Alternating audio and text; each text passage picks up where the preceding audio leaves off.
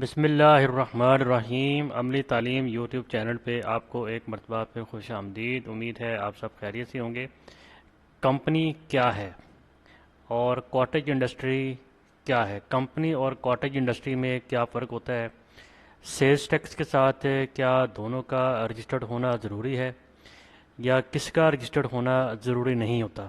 Sales tax کے ساتھ company کی رجسٹریشن اور کاٹیج انڈسٹری کی رجسٹریشن، ان دونوں میں کیا فرق ہوتا ہے جی؟ سب سے پہلے ہم سمجھتے ہیں کہ کمپنی کیا ہے۔ یہ میں نے سیلز ٹیکس ایکٹ جو ہے، جو کہ ایف پی آر کی ویب سائٹ پہ اویلیبل ہوتا ہے، سیلز ٹیکس ایکٹ 1990، یہ آپ دیکھ رہے ہیں یہاں پہ سیلز ٹیکس ایکٹ 1990، یہ میں نے ڈاؤن لوڈ کیا ہے، اور یہاں پر سیکشن 2 کا سب سیکشن 5A ہے، ڈبل اے ہے، جو کمپنی کو ڈیفائن کرتا ہے۔ اس میں کہتا ہے کہ کمپنی کیا ہے کہ company as defined in the companies ordinance 1984، یعنی کمپنیز کا جو آرڈیننس ہے جو 1984 کا پاس ہوا ہے، اس قانون کے تحت، اس آرڈیننس کے تحت جو کمپنی بنائی جائے گی، سیلز ٹیکس ایکٹ میں بھی اسی کو کمپنی تصور کیا جائے گا۔ اب یہ کمپنیز آرڈیننس 1984 میں کمپنی کیا ہے وہ دیکھ لیتے ہیں۔ بالکل ساتھ ہی میں نے یہ کمپنیز آرڈیننس بھی ڈاؤن لوڈ کیا ہے، یہ آپ دیکھ رہے ہیں بالکل ٹاپ لیفٹ کارنر پہ 1984 کا میں نے کمپنیز آرڈیننس 1984 بھی ڈاؤن لوڈ کیا ہوا ہے۔ یہ آپ کو مل جاتا ہے securities and exchange commission of Pakistan کی ویب سائٹ سے، یعنی SECP کی ویب سائٹ سے آپ کو ڈاؤن لوڈ سیکشن میں مل جاتا ہے جی۔ اب اس میں کمپنی کیا ہے جی؟ یہ آپ دیکھ رہے ہیں یہاں پر یہ کمپنی ڈیفائن ہوئی ہوئی ہے۔ Company means a company formed and registered under this ordinance, یعنی کہ ہر وہ آرگنائزیشن، ہر وہ اینٹی کمپنی تصور کی جائے گی جو اس قانون کے تحت بنی ہے اور رجسٹرڈ ہوئی ہے۔ فارمڈ اینڈ رجسٹرڈ بنی ہے اور اس قانون کے تحت رجسٹرڈ ہوئی ہے، یا پھر اور این ایگزسٹنگ کمپنی، ہر وہ کمپنی بھی کمپنی ہی سمجھی جائے گی جو اس قانون جو کہ 1984 میں پاس ہوا ہے، اس سے پہلے جو کمپنی بنی ہوئی تھی وہ ان کو دوبارہ سے، یا ظاہر ہے نہیں کہا گیا کہ دوبارہ سے اس کو کمپنی میں کنورٹ کیا جائے۔ 1984 سے پہلے جو کمپنیاں بنی ہوئی تھیں ان کو بھی اس قانون کے تحت کمپنی تصور کیا گیا۔ اب کمپنی آرڈیننس 1984 کی ڈیفینیشن آپ نے دیکھ لی ہے، سمپل ایک لائن کے اندر ڈیفینیشن ہے کہ جو کمپنی اس قانون کے تحت، یعنی کمپنیز آرڈیننس 1984 کے تحت بنی ہے وہ کمپنی ہوگی، یا اس سے پہلے یعنی اس قانون سے پہلے جو کمپنیاں بنی ہوئی ہیں وہ بھی کمپنیز آرڈیننس 1984 کے تحت کمپنی ہی تصور کی جائے گی۔ تو یہاں پہ تو کمپنی کی ڈیفینیشن بڑی سمپل دی گئی ہے، لیکن جو ایف پی آر کا جو سیلز ٹیکس ایکٹ ہے، میں دوبارہ ادھر واپس آ گیا ہوں، سیلز ٹیکس ایکٹ 1990، اس میں کمپنی کی ڈیفینیشن صرف یہ نہیں ہے۔ اس کے بعد اب سب سیکشن یہ اے ہے جی۔ اب آپ پوائنٹ نمبر بی دیکھیں، اس کا پوائنٹ نمبر بی میں کیا کہہ رہا ہے؟ A body corporate formed by, a body corporate formed by or under any law in force in Pakistan. اب جو کمپنی ہوتی ہے اور جو باڈی کارپوریٹ ہوتا ہے، ان دونوں میں تھوڑا سا فرق ہے۔ یہ دونوں ٹرمز ایک جیسی ہیں، یعنی سملر ہیں، لیکن آئیڈینٹیکل نہیں ہیں، بالکل ایک جیسی نہیں ہیں۔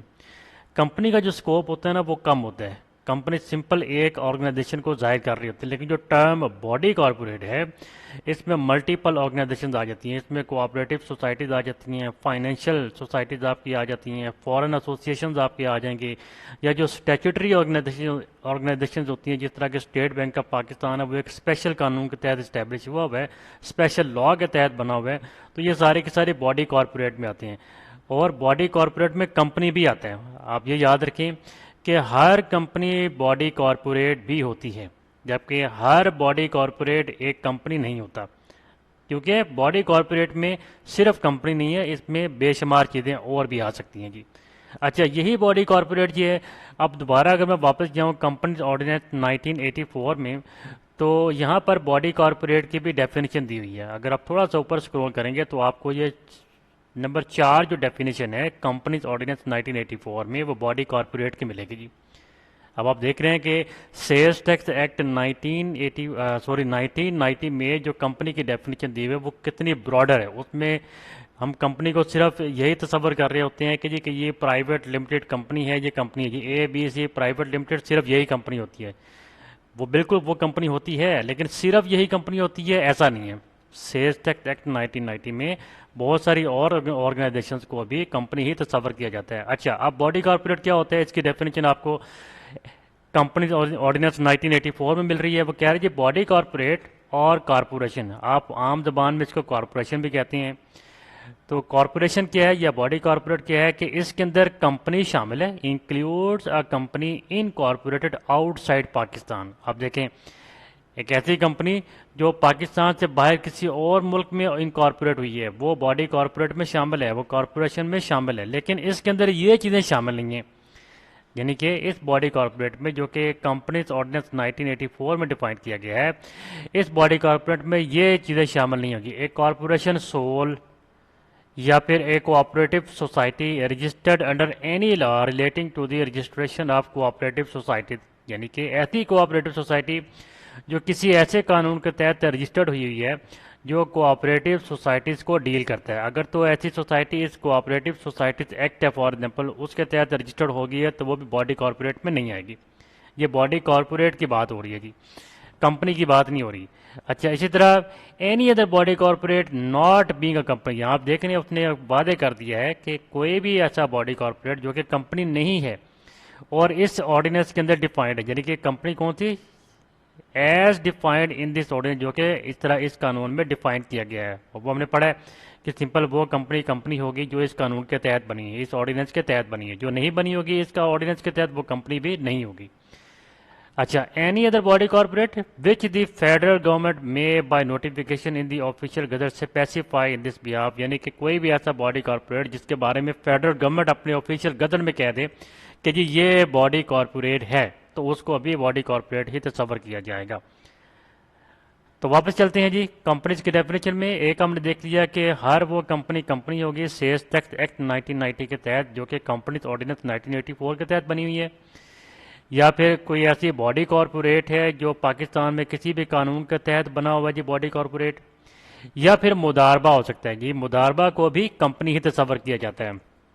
मुदारबा में आपको पता है कि एक जो पार्टी है वो अपने फंड सप्लाई करती है, दूसरी जो पार्टी है वो अपनी एफर्ट अपनी हार्डवर्क अप्लाई करती है। तो इस तरह ये प्रॉफिट शेयरिंग के एक फिनोमिना होता है जिसमें पार्टी ए पार्टी बी ये वो शेयर्ड बेस बिजनेस कर रहे होते हैं, प्रॉफिट एंड लॉस की प्रॉपर शेयरिंग होती है जी। तो मुदारबा को भी कंपनी तस्वर किया जा रहा है सेल्स टैक्स एक्ट 1990 में। अच्छा, इसी तरह कोई ऐसी बॉडी इनकॉर्पोरेट हुई है किसी भी कानून के तहत पाकिस्तान के अलावा किसी और मुल्क में, और किसी ऐसे कानून के तहत वो बनी हुई है जो कि पाकिस्तान से बाहर किसी और मुल्क में कंपनीज बनाने वाले कानून के तहत बनी हुई है। मिसाल के तौर पर एक कंपनी है ABC प्राइवेट लिमिटेड और वो अमेरिका की कंपनी है। अब अमेरिका के अंदर जिस तरह हमारे यहाँ कंपनीज ऑर्डिनेंस 1984 है, जो फ़र्ज़ करें अमेरिका में जो भी कंपनियां बनाने वाला जो कानून है उसके तहत कोई कंपनी बनी हुई है और उन्होंने यहाँ पर अपनी या कोई ब्रांच ओपन की है पाकिस्तान के अंदर, तो उसको भी कंपनी तस्वर किया जाएगा सेल्स टैक्स एक्ट 1990 के तहत। यानी कोई ऐसी कंपनी जो किसी और मुल्क की है, यानी किसी और मुल्क में इसका हेड ऑफिस है और यहाँ पर ब्रांच ओपन हो जाती है, और ये किसी ऐसे कानून के तहत बनी हुई है जो उस मुल्क के कंपनियां बनाने वाले कानून को डील करते हैं, यानी कि उस कानून के तहत बनी है, तो ये भी कंपनी तस्वर होगी सेल्स टैक्स एक्ट के मुताबिक ही। इसी तरह कंपनी में शामिल होगा ट्रस्ट, कोऑपरेटिव सोसाइटी भी शामिल होगी, फाइनेंस सोसाइटी भी शामिल होगी, या कोई और ऐसी सोसाइटी जो कि एस्टेब्लिश हुई है या बनाई गई है किसी भी कानून के तहत जो कि पाकिस्तान के अंदर इस वक्त लागू है। यानी कि ट्रस्ट भी आ गया, कोऑपरेटिव सोसाइटी भी आ गई, फाइनेंस सोसाइटी भी आ गई, और इसके अलावा कोई भी और सोसाइटी हो जो पाकिस्तान में लागू कानून के तहत बनाई गई हो, एस्टेब्लिश की गई हो, उसको भी सेल्स टैक्स एक्ट 1990 के मुताबिक कंपनी तस्वर किया जाएगा। इसके बाद जी लास्ट पॉइंट कंपनी की डेफिनेशन में क्या है जी, कोई भी foreign association whether incorporated or not which the board has by general or special order declare to be a company, यानी कोई भी ऐसा फॉरेन एसोसिएशन, यानी कि पाकिस्तान के अलावा कोई भी ऐसा किसी कंट्री का एसोसिएशन है, एसोसिएशन ऑफ पर्सन है जिसको फेडरल बोर्ड ऑफ रेवेन्यू कह दे कि ये कंपनी है, तो उसको भी कंपनी ही तस्वर किया जाएगा। इसके लिए बहरहाल फेडरल बोर्ड ऑफ रेवेन्यू जो है वो अपना ऑर्डर जारी करेगा। वो ऑर्डर जो है जनरल भी हो सकता है, यानी किसी specific type of foreign association है उनको एक ही ऑर्डर में सबको कह दिया कि जी आप कंपनी हैं, या किसी एक पर्टिकुलर ऑर्गेनाइजेशन के बारे में भी स्पेशल ऑर्डर इशू करके FPR कह सकता है कि जी ये भी कंपनी होगा। तो आपने देख लिया कि सेल्स टैक्स एक्ट 1990 के मुताबिक कंपनी सिंपल एक कंपनी नहीं है जिसको हम समझ रहे होते हैं कि ये कंपनी है। फॉर एग्जांपल मैंने मिसाल दी ABC प्राइवेट लिमिटेड, यानी कि वो कंपनी तो वो होगी जो हम आम तौर पर जिक्र कर रहे होते हैं, ये वही होता है जो कंपनीज ऑर्डिनेंस 1984 के तहत बनी है। लेकिन सेल्स टैक्स एक्ट जो है 1990 का FBR का, उसमें कंपनी के डेफिनेशन में बहुत सारी चीज़ें और भी शामिल है। उसमें बॉडी कॉर्पोरेट भी शामिल है, उसमें मुदारबा भी आपने देख लिया शामिल है, उसमें कोई भी फॉरेन एसोसिएशन है वो भी शामिल है, भले ही वो बना है या भी नहीं बना। इस तरह ट्रस्ट इसमें शामिल हो जाती हैं, कोऑपरेटिव सोसाइटी उसमें शामिल हो जाती हैं, फाइनेंस सोसाइटी या कोई भी और सोसाइटी है जो पाकिस्तान में लागू कानून के तहत बनाई गई हो या रजिस्टर्ड हो गई हो, तो वो भी कंपनी ही तस्वर की जाती हैं जी। अब आप जान चुके होंगे कि कंपनी सिंपल वो कंपनी नहीं है या सिर्फ वो कंपनी है जिसको हम रोज़मर्रा ज़िंदगी में अपनी बातचीत में शामिल कर रहे होते हैं। कंपनीज की डेफिनेशन बहुत बड़ी है, कंपनी का जो स्कोप है डेफिनेशन का वो बहुत ज़्यादा होता है जी।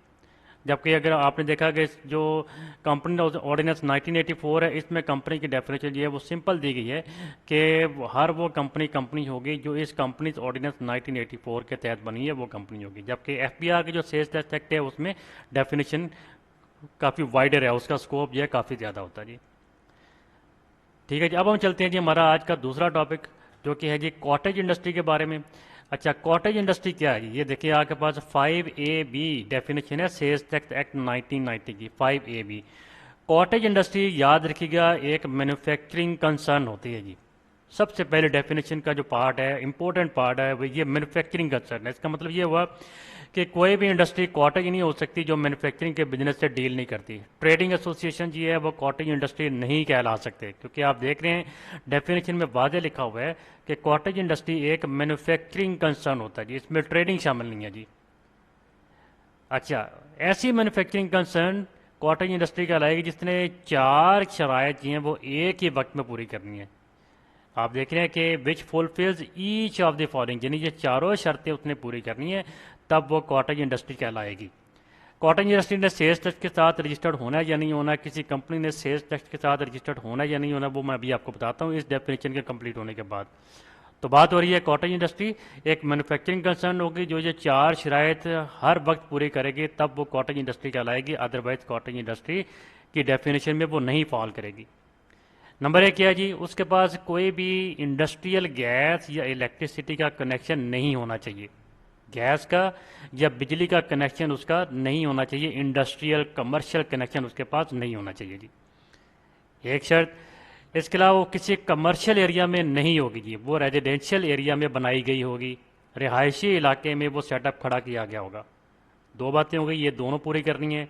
आगे तीसरी क्या पूरी करनी है जी? Does not have a total labour force of more than 10 workers.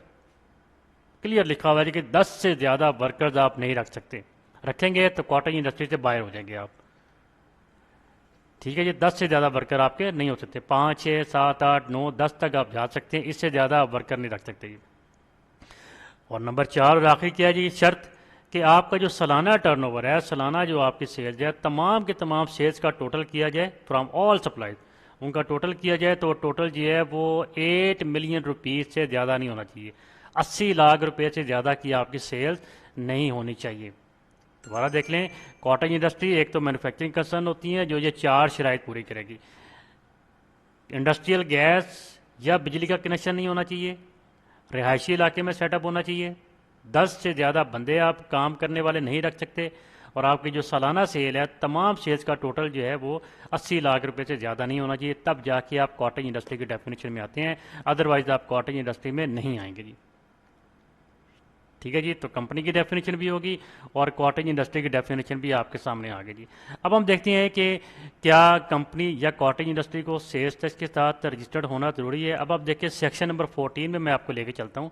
इसी जो एक्ट है हमारा, इसी एक्ट के हम सेक्शन नंबर 14 पे चलते हैं। सेक्शन नंबर 14 बेसिकली एक ऐसा सेक्शन है जो डील करता है कि किसने सेल्स टैक्स के तहत रजिस्टर्ड होना है और किसने रजिस्टर्ड नहीं होना चाहिए। वो पूरा का पूरा जो सेक्शन है वो आपको बताएगा कि किस एंटिटी ने या किस ऑर्गेनाइजेशन ने रजिस्टर्ड होना है सेल्स टैक्स के तहत और किसने नहीं होना जी। अब मैं चलता हूँ जी सेक्शन नंबर 14 जो कि प्योरली रजिस्ट्रेशन को डील करता है जी। अब आप देखें कि every person engaged in making taxable supplies in Pakistan including zero rated supplies in the course और furtherance of any taxable activity carried on by him falling in any of the following categories if not already registered is required to be registered. کہہ رہا ہے کہ ان تمام لوگوں نے جو آگے آ رہے ہیں ان سب نے سیلز ٹیکس کے ساتھ رجسٹرڈ ہونا ہے اگر وہ پہلے سے رجسٹرڈ نہیں ہے تو. اب وہ کون کون ہے جی جنہوں نے سیلز ٹیکس کے ساتھ رجسٹرڈ ہونا ہے جی؟ دیکھیں جی، نمبر 1 مینوفیکچرر. ہر مینوفیکچرر نے رجسٹرڈ ہونا ہے، لیکن ایک وہ ایگزمپشن دے رہا آگے، who is not running a cottage industry, یعنی کہ ہر وہ مینوفیکچرر جو کاٹیج انڈسٹری نہیں چلا رہا ہے وہ سیلز ٹیکس کے ساتھ رجسٹرڈ ہوگا جی. اس کا مطلب کیا ہوا کہ جو کاٹیج انڈسٹری چلا رہا ہے، کاٹیج انڈسٹری لیول پہ اپنی مینوفیکچرنگ کر رہا ہے، اس کے لیے سیلز ٹیکس کے ساتھ رجسٹرڈ ہونا ضروری نہیں ہے. تو اس کا مطلب یہ ہو کہ کاٹیج انڈسٹری آپ چلائیں، آپ 10 یا 10 سے کم بندے رکھیں، 80 لاکھ تک اپنے سیلز رکھیں، بجلی یا گیس کا کنیکشن آپ کمرشل نہ لیں اور ریزیڈینشیل ایریا میں آپ کا سیٹ اپ ہو تو آپ کو سیلز ٹیکس کے ساتھ رجسٹرڈ ہونے کی ضرورت نہیں ہے جی، آپ پہ سیلز ٹیکس اپلائی نہیں ہوگا جی. اس کے علاوہ جو کچھ ریٹیلر ہیں، امپورٹرز ہیں، اس کے لیے رجسٹرڈ ہونا ضروری ہے. ایکسپورٹر ہے، ہول سیلر، ڈیلر یا ڈسٹریبیوٹر ہے، یا کسی بھی ایسے شخص کو جس کو قانون کہہ دے، FBR کہہ دے یا پروونشل لا کہہ دے کہ آپ نے رجسٹرڈ ہونا ہے تو وہ بھی رجسٹرڈ ہوگا. ان کی ڈیٹیل میں ہم نہیں جا رہے کیونکہ آج ہمارا ٹاپک یہ ہے وہ کمپنی اور کاٹیج انڈسٹری تک ہے. تو میں نے آپ کو بتایا کہ کاٹیج انڈسٹری نے سیلز ٹیکس کے ساتھ رجسٹرڈ نہیں ہونا. اس کا مطلب یہ بھی ہوا کہ کمپنی نے سیلز ٹیکس کے ساتھ رجسٹرڈ ہونا ہے، کیونکہ کمپنی کاٹیج انڈسٹری کی ڈیفینیشن میں نہیں آتی، اس لیے کمپنی نے رجسٹرڈ ہونا ہے جی. تو ابھی تک کے لیے اتنا ہے جی. آج ہم نے کمپنی، کاٹیج انڈسٹری اور کاٹیج انڈسٹری کے سیلز ٹیکس کے ساتھ رجسٹریشن، یہ 3 امپورٹنٹ پوائنٹس آج ہم نے ڈسکس کیے ہیں جی. ویڈیو اگر آپ کو اچھی لگی ہو تو اس کو لائک کیجیے گا، کامنٹ کیجیے گا، شیئر کیجیے گا، چینل کو جاتے جاتے سبسکرائب کر لیجیے گا جی. ابھی تک کے لیے اتنا ہے جی. خدا حافظ.